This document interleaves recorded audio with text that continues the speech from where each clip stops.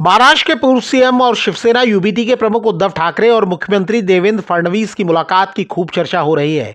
ये मुलाकात नागपुर विधान भवन में हुई। मुलाकात के दौरान दोनों नेता हंसते मुस्कुराते नजर आए। इसके बाद से चर्चाओं का बाजार गर्म हो गया है। किसी समय उद्धव ठाकरे बीजेपी के सहयोगी थे। बीजेपी को उद्धव ठाकरे की पार्टी के समर्थन से ही फडणवीस पहली बार सीएम बने थे, लेकिन बाद में सीएम पद पर दावेदारी को लेकर दोनों की राहें अलग हो गई थीं। अभी उद्धव के पूर्व सहयोगी एकनाथ शिंदे बीजेपी के साथ हैं और फडणवीस सरकार में डिप्टी सीएम हैं। हालांकि मीडिया रिपोर्टों में दावा किया जाता है कि सीएम पद जाने के बाद से शिंदे नाखुश हैं। ऐसी रिपोर्टों के बीच फडणवीस और उद्धव ठाकरे की खुशनुमा माहौल में हुई मुलाकात के बाद अटकलें जोरों पर हैं। उद्धव ठाकरे के साथ आदित्य ठाकरे, अनिल परब और वरुण सरदेसाई भी मौजूद थे। कांग्रेस सांसद प्रियंका गांधी की बैग पॉलिटिक्स चर्चा में है। वो संसद में 2 दिन से ऐसे बैग लेकर पहुंच रही हैं जिन पर राजनीतिक संदेश लिखे होते हैं। इन्हें लेकर सोशल मीडिया पर खूब चर्चा हो रही है। राजनीतिक दल भी प्रतिक्रिया दे रहे हैं। प्रियंका गांधी मंगलवार को जो बैग लेकर पहुंची थीं, उस पर लिखा था, बांग्लादेशी हिंदुओं और ईसाइयों के साथ खड़े हों। इसके पहले वो फिलिस्तीन लिखा बैग लेकर संसद गई थी। इसे फिलिस्तीन का समर्थन माना गया था। इस बैग की खूब चर्चा हुई थी और बीजेपी नेताओं ने इसे लेकर प्रियंका गांधी और कांग्रेस की आलोचना भी की थी। इस बैग की चर्चा पाकिस्तान में भी हुई और इमरान खान की पार्टी के नेता और पूर्व मंत्री फवाद हसन चौधरी ने कहा था कि पाकिस्तान के सांसदों में इतनी हिम्मत नहीं है।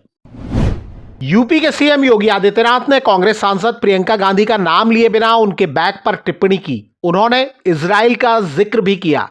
कल कांग्रेस की एक नेत्री संसद में फिलिस्तीन का बैग लेकर घूम रही थी और हम यूपी के नौजवानों को इजराइल भेज रहे हैं। वहां पर यूपी के अब तक लगभग 5,600 से अधिक नौजवान इजराइल गए हैं निर्माण कार्य करने के लिए, और हर नौजवान रहने का फ्री, खाने का फ्री और 1.5 लाख रुपए उसको वहां पे अतिरिक्त मिल रहे हैं और पूरी सुरक्षा की गारंटी भी है। बीजेपी के कई नेताओं ने प्रियंका गांधी के फिलिस्तीन लिखे बैग पर सवाल उठाए हैं और इसे मुस्लिम तुष्टीकरण बताया है। केंद्रीय मंत्री अर्जुन राम मेघवाल ने देश में एक साथ चुनाव कराने के लिए 129वां संविधान संशोधन बिल पेश किया। बिल पेश करने के लिए वोटिंग हुई। बिल को पेश करने के पक्ष में 269 और विपक्ष में 198 मत पड़े। वोटों की संख्या को लेकर विपक्ष ने सरकार से सवाल पूछे हैं।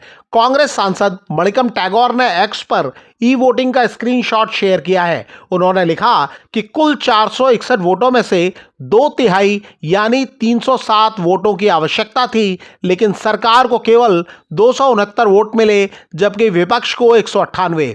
एक देश एक चुनाव का प्रस्ताव 2/3 समर्थन हासिल करने में विफल रहा।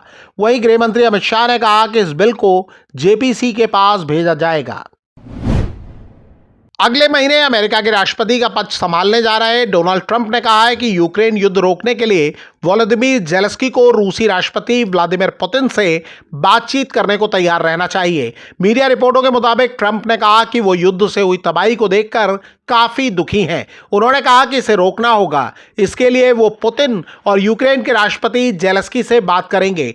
ट्रंप ने कहा कि युद्ध की वजह से विवादित क्षेत्र का बड़ा हिस्सा मलबे में तब्दील हो गया है और इसे ठीक करने में 100 साल से ज्यादा वक्त लगेगा। उन्होंने कहा कि कई शहर ऐसे हैं जहां एक भी बिल्डिंग नहीं बची है, सब कुछ तबाह हो चुका है। चुनाव के दौरान डोनाल्ड ट्रंप ने यूक्रेन को बाइडेन प्रशासन की ओर से दी जाने वाली अरबों डॉलर की मदद पर सवाल खड़े किए थे।